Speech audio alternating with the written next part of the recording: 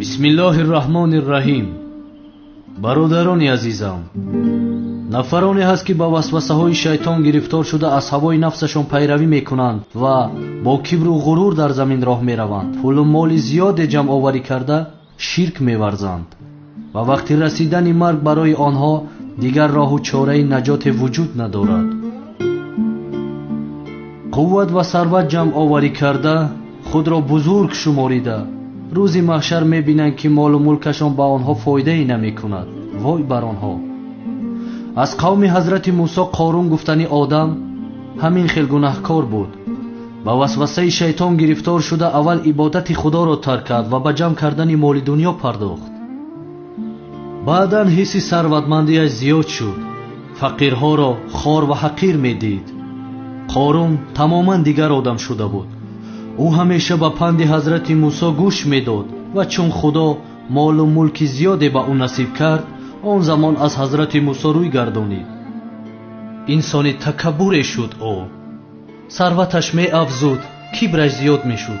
қорун ончунон хазинаҳои калон дошт ки калидҳои хазинаи он бадбахтро чандин одами боқувват ҳатто ба зур мекашиданд.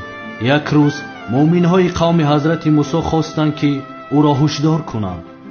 эй қорун, воҳима накун, бидон ки худо кибрро дӯст намедорад. молҳое ки худо ба ту додааст, дар роҳи ӯ хайр бикун ва дар фикри охиратат бош, аммо аз дунё ҳам насибатро фаромӯш накун. чӣ хеле ки худо ба ту эҳсон кардааст, ту ҳам ба инсонҳо хубӣ бикун. сарватмандтарин одами дунё шуданро орзу макун. бешубҳа ки худо золимҳоро дӯст намедорад, ба ӯ гуфтанд. қорун гапи онҳоро гӯш накард ва ба зиёд кардани мол-мулкаш давом дод. қорун молу мулкаш аз ҷониби худо ҳамчун имтиҳон ба ӯ дода шуда буд, вале ӯ инро қабул намекард. ба он ҳама неъматҳое ки худованд ба ӯ арзонӣ дошта буд, ношукриаш рӯз аз рӯз меафзуд. қорун доим мегуфт ки молу мулкамро ман бо заҳмат ва қуввати худ ҷамъоварӣ намудаам. ва дар сураи зумар ояти 49 ҳам худо дар бораи чунин инсонҳо оят нозил намуд.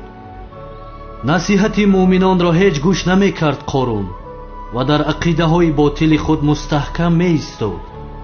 дунёпарастон ба худ мегуфтанд: кошки мо ҳам мисли қорун моли зиёде дошта бошем.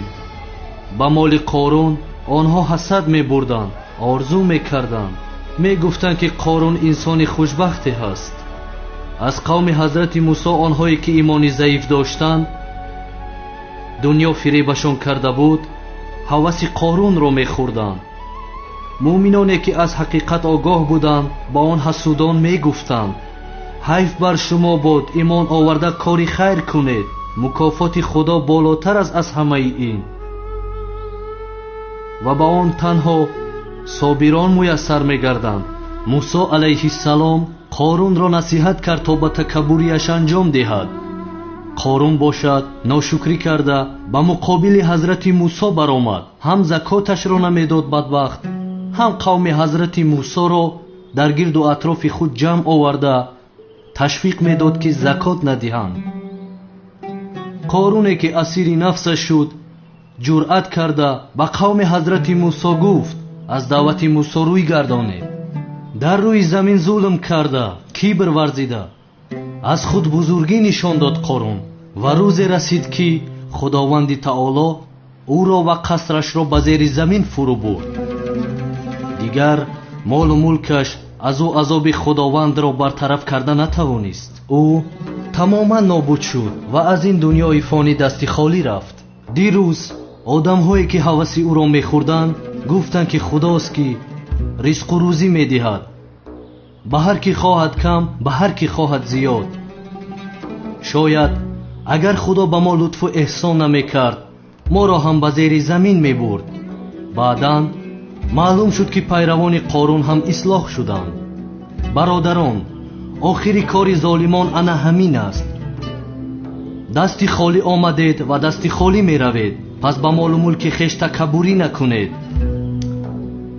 аз ҳама оқибати накӯ насиби инсонҳои ботақво аст.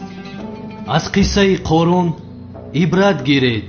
молу мулк чун ба шумо дода шуд, инсон буданатонро фаромӯш накунед, кибр наварзед ва фахр накунед.